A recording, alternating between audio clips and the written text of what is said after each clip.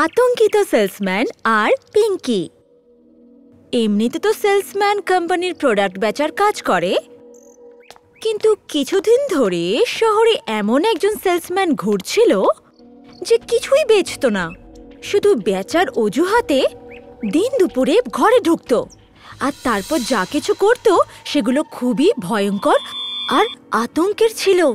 দুপুরের সময় ছিল, ঘরে পিঙ্কি আর ওর মা ছিল। মা বেডরুমে ঘুমিয়েছিলেন আর পিঙ্কি বাইরের ঘরে খবরের কাগজ পড়ছিল। ওর হাফ ডে ছিল, তাই ও স্কুল থেকে তাড়াতাড়ি ফিরে এসেছিল। সেলসম্যানের আতঙ্ক? পিঙ্কি পুরো নিউজটা পড়ল আর শক হয়ে গেল। আমাদের শহরে তো এরকম কখনোই হতো না।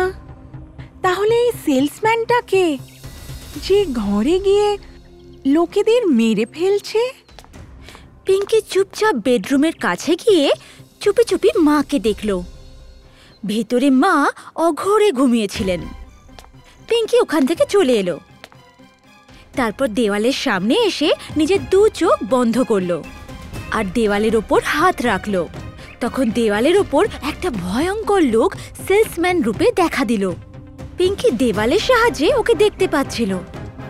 বাইরে থেকে তো ওকে মানুষের মতোই দেখাচ্ছিল, কিন্তু ভেতর থেকে মানুষটা একদমই ভালো ছিল না। ওই সেলসম্যানটা একটা বাড়ির সামনে গেল, ও ঘরের বেল বাজালো আর ঘরের দরজা একটা ভদ্রমহিলা খুললেন। কি চাই? ম্যাম, আমি জকার কোম্পানি থেকে এসেছি আর আপনার জন্য কিছু প্রোডাক্টস নিয়ে এসেছি। তুমি তো সেলসম্যান, তুমি কি বাইরের বোর্ডটা পড়োনি? ভেতরে সেলসম্যানরা অ্যালাউড না। সিকিউরিটি কি দাঁড় করায়নি তোমায়? সেলসম্যান হাসতে হাসতে বলল, তোমার সিকিউরিটিকে মৃত্যুর ঘুম পাড়িয়ে এসেছি। তক্ষুনি ভেতর থেকে একটা বাচ্চা ওখানে এলো। মা মা, এই আঙ্কেলটা কে? সেলসম্যান চট করে একটা চকলেট বাচ্চাটাকে দিল। গুড্ডি, একদম না, ওটা খাবে না। তক্ষুনি সেলসম্যান বউটার মুখ চেপে ধরে ভেতরে নিয়ে গেল আর বাচ্চাটাকে কোলে করে বউটাকে টানতে টানতে ভেতরে নিয়ে গেল আর তারপর ঘরের দরজাটা ভেতর থেকে বন্ধ করে দিল। তখনই হঠাৎ করে দেওয়াল থেকে এই দৃশ্যটা অদৃশ্য হয়ে গেল। আরে, কিছু দেখতে পাচ্ছি না কেন?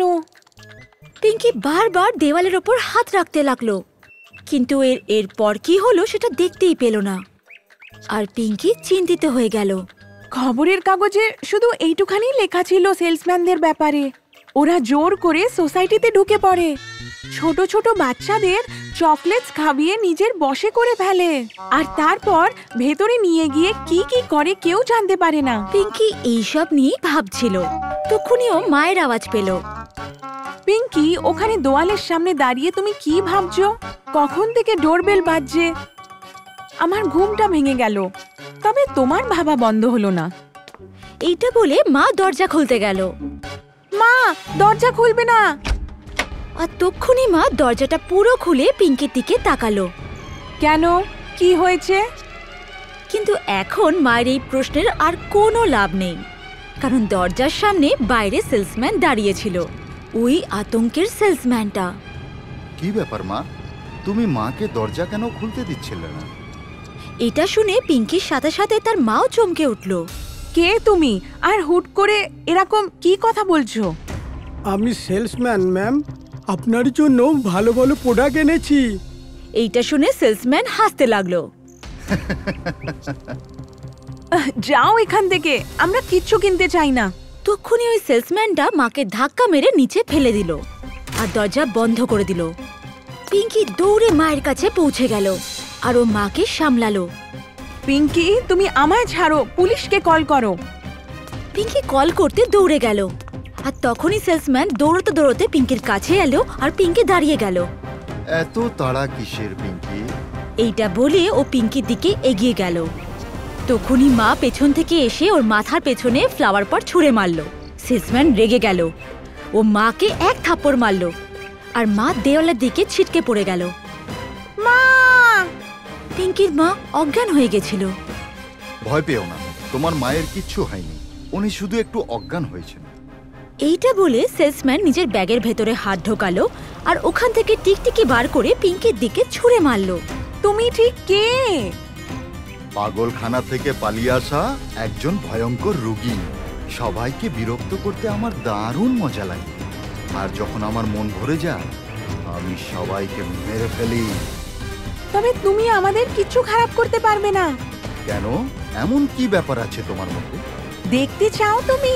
এইটা বলে পিঙ্কি চোখ বন্ধ করলো আর ও ওয়ান্ডার গার্লের অবতারে চলে এলো। এইটা দেখে সেলসম্যান আরো রেগে গেল আর পিঙ্কির উপর হামলা করার জন্য দৌড়াতে লাগলো। জাদুই মেয়ে, দেখো এবার তোমার কি অবস্থা করি। সেলসম্যান পিঙ্কিকে মারতে লাগলো। তখন পিঙ্কি হাওয়াতে উঠতে লাগলো। উঠতে উঠতে ও সেলসম্যানকে উপরে হাওয়াতে উঠিয়ে নিয়ে গেল আর ও উড়তে উড়তে ওই সেলসম্যানকে নিয়ে ঘরের বাইরে চলে আসলো।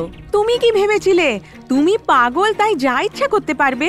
লোকেদের বিরক্ত করতে তোমার খুব ভাল লাগে না? আর নিজের মজার জন্য তুমি লোকজনদের সাথে যা ইচ্ছা করবে, তাই না? না, আমি এরকম হতেই দেবো না। এইটা বলে ওয়ান্ডার গার্ল পিঙ্কি হাওয়াতে ওই সেলসম্যানকে মারতে লাগলো। পিঙ্কির মার খেয়ে সেলসম্যান পুরো ঘায়েল হয়ে গেছিল। তারপর পিঙ্কি ওই ঘায়েল সেলসম্যানকে নিয়ে পুলিশ স্টেশনের দিকে চলল। কে তুমি? তুমি এভাবে উড়ছো কি করে? আর এটা কে যাকে তুমি এখানে এনেছো? পুলিশ হঠাৎ করে সেলসম্যানকে পিঙ্কির সাথে দেখে অবাক হয়ে গেছিল। আমি কে আর আমি কি করে উঠতে পারি এটা জানা একদম ইম্পর্টেন্ট না স্যার।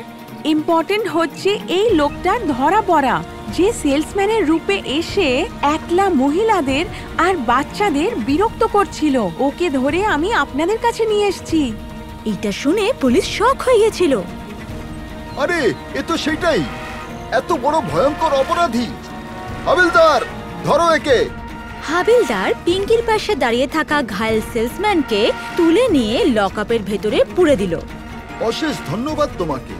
প্লিজ নিজের সম্বন্ধে কিছু বলো। না ইন্সপেক্টর, এটা ঠিক সময় না। আমার দেরি হয়ে যাচ্ছে, আবার দেখা হলে নিশ্চয়ই বলবো। এইটা বলে পিঙ্কি আবার ওখান থেকে বেরিয়ে আসলো আর উড়তে উড়তে নিজের জানলা দিয়ে আবার ঘরের ভেতরে ঢুকে গেল। পিঙ্কি এবার নর্মাল রূপে চলে আসলো আর অজ্ঞান হয়ে থাকা নিজের মায়ের কাছে গেল। মা, ওঠো মা। মা, তুমি ঠিক আছো তো? পিঙ্কির টাচে আর আওয়াজ শুনে মা জ্ঞান ফিরে পেলেন। জ্ঞান ফিরতেই মা চিল্লাতে লাগলো, পিঙ্কি, তুমি ঠিক আছো তো? ওই সেলসম্যানটা কই? মা, রিল্যাক্স, আমি একদম ঠিক আছি। আর ওই পাগল সেলসম্যানটা ওখানে যেখানে ওর হওয়া উচিত। মানে তুমি ঠিক কি বলতে চাও? কিচ্ছু না মা, পুলিশ এসে ওই পাগলটাকে নিয়ে গেছে। এখন অবধি তো ওরা ওকে লকআপেও বন্ধ করে দিয়েছে। এটা শুনে মা কেঁদে ফেললেন। থ্যাংক গড, আমি খুব ভয় পেয়ে গেছিলাম জানো। পুলিশ যদি না আসতো তাহলে জানি না আজ আমাদের সাথে কি হয়ে যেত। এটা বলে মা পিঙ্কিকে জড়িয়ে ধরলেন আর পিঙ্কিও ইমোশনাল হয়ে মাকে জড়িয়ে ধরল।